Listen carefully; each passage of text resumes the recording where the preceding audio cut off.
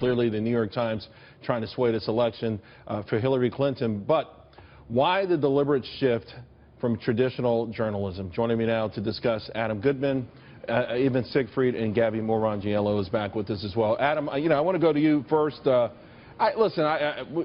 There's never been any question over who the mainstream media favorite with respect to political ideology. They put their money where their mouths are, but it feels like this year it has become almost personal. It has, and the New York Times, not surprisingly, is favoring Secretary Clinton over the conservative alternative. I wanted to share with you an experience. We're talking about honesty here, right, about truthfulness. And obviously in this election, Charles, we have a gender gap, we have an enthusiasm gap, and we have an honesty gap.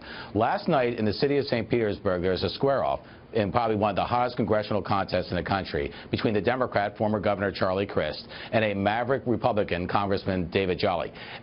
Towards the end of the debate, Charlie Crist was talking about how fond he is of Secretary Clinton. And at one point he said her experience and her strength and her honesty. The audience, which was split right down the middle, Republicans and Democrats, roundly and universally booed.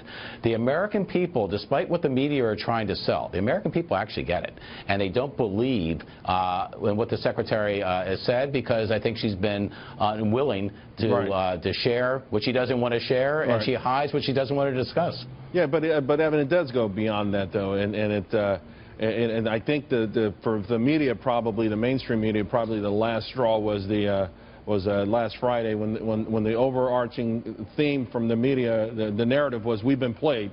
Donald Trump played us again, and it seems like they have vowed it will never happen again. Yeah, they did get played, but Donald Trump hasn't been the most, has a very casual relationship with facts. What I think the media should do is be equal and fair. They should fact-check Hillary Clinton, because when you look at the email scandal, she's given every single explanation that she could think of, and some of them are contradictory. They should also fact-check Harry Reid, who's taking to the Senate floor to go after Donald Trump on his tax returns, and who in 2012 did the same thing to Mitt Romney and claimed, which was a proven lie, that he paid no taxes whatsoever. The media should hold politicians accountable, but hold them accountable equally, especially Democrats. Do you think they should be personal, though? Do you think they should make this a personal? It feels like it's gone beyond the traditional ideological sort of romantic relationship with certain political parties to something more nefarious. To me, it doesn't feel as personal. I think Donald Trump has taken his fair share of whacks at the press and said some really crazy things about them. I'm no fan of the press, but I think he's gone a little overboard.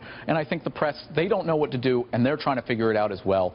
I think in 2018 and 2020, it's going to come back to Gabby, they better figure it out. We've got our first debate. Lester Holt's going to be under a tremendous amount of pressure. Donald Trump has already called him out. We hear about fact-checking during these events.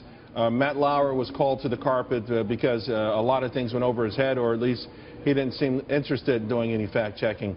This does put the media in an interesting position, but do you think they can be impartial? The New York Times, no, certainly not. I mean, I'd have to push back and say that this is personal, that they're on this almost McCarthyite witch hunt against Donald Trump.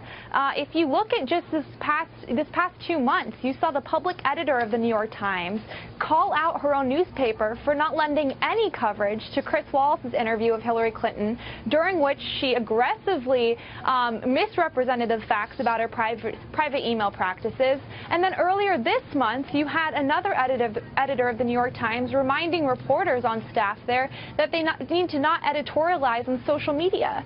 So I think that the New York Times and other mainstream outlets who are now pursuing this aggressive fact-checking in real time really need to be focused on fairly covering both candidates, not pursuing this witch hunt against Donald Trump. And, it's not just the New York Times, Charles. MSNBC had a chyron last Friday during Donald Trump's speech about birtherism, saying that he had falsely claimed that the Clinton campaign started the birtherism issue, but didn't make any mention of Sidney Blumenthal pushing that same issue during the 2008 campaign. Yeah, I'm just not surprised. Thanks a lot, guys. Appreciate it.